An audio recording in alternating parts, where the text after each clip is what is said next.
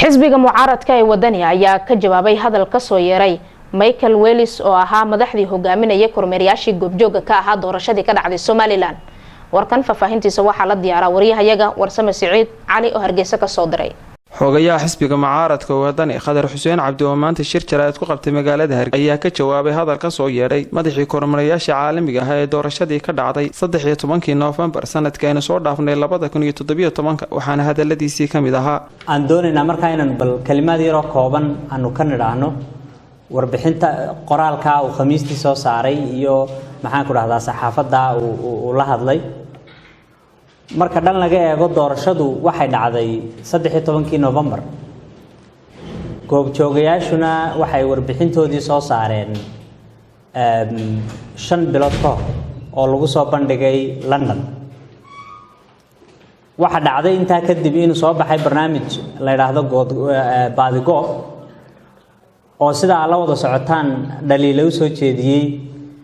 hab socodkii qaabkii ay doorashadeenu u dhacday annaguna falcelin aanu arinta ka sameynay oo aanu hadal ka jeedinay arinta markaanu annagu markaa ka hadlaynay goobjoogayaasha caalamiga ah hal shay baanu ka hadalnay halka shay aanu ka hadalnay wuxuu ahaa inay muuqatay madmadow la xiriira habka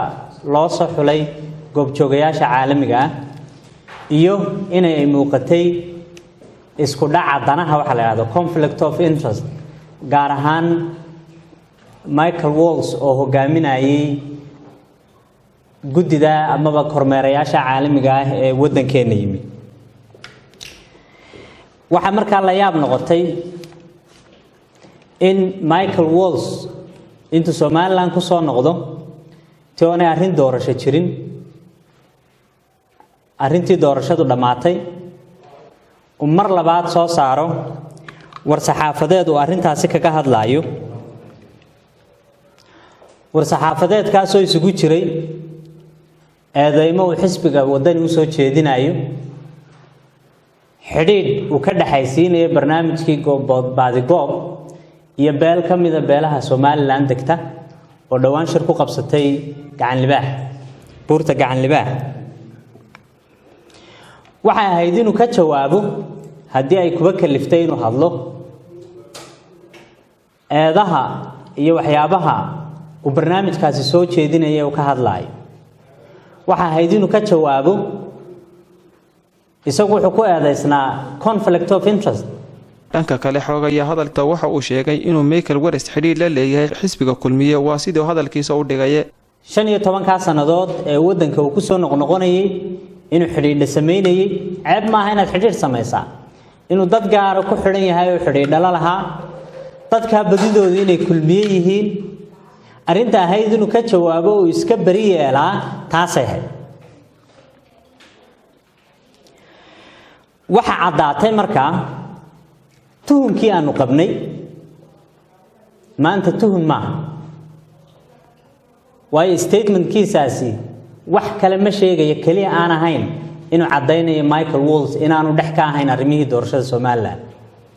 isagoo hadalkiisa sii wata wuxuu sheegay inaanu shaqadiisa garanayn Michael Wells shaqada ka hadlo processkeeda ka hadlo resultkeeda ka hadlo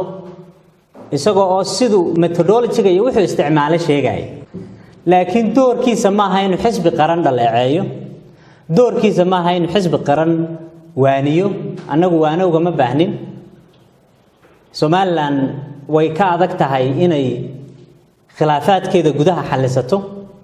doorashadii dhacday 2017 dhaliilo fara badan baa jiray oo isaga reportka qudhiisu sheegay qaar aanu sheegin baa jiray gunaanadkiina wuxuu ayaan daraa ka tilmaamay hadal uu ka jeediyay xarunta dhaqanka ee magaalada Hargeysa xilli ay socotay carwadii buugaagta Hargeysa International Book Fair isagoona sheegay inuu ku weeraray beel ka mid ah beelaha Somaliland iyo xisbiga wadani inuu madasha u isticmaalay goob uu ka weeraro oo uu ku eedeeyo beel ka mid ah beelaha Somaliland ee barnaamijkii Baadigoob ka dambeysay annagu xisbi ahaan Baadigoob garyaqaan uma nihin oo ma hadlayno beel uma hadlayno oo garyaqaan uma nihin laakiin tiise arinta xisbiga khusaysa ee uu gefka ka galay waa arrin aanu xisbigu ka hadhi doonin level kastoo ay leedahayna uu gaadhsiin doono haddii ilaahay raahdo insha Allah. Warsame Said Cali warka warbaahinta SBC gudaha magaalada Hargeysa.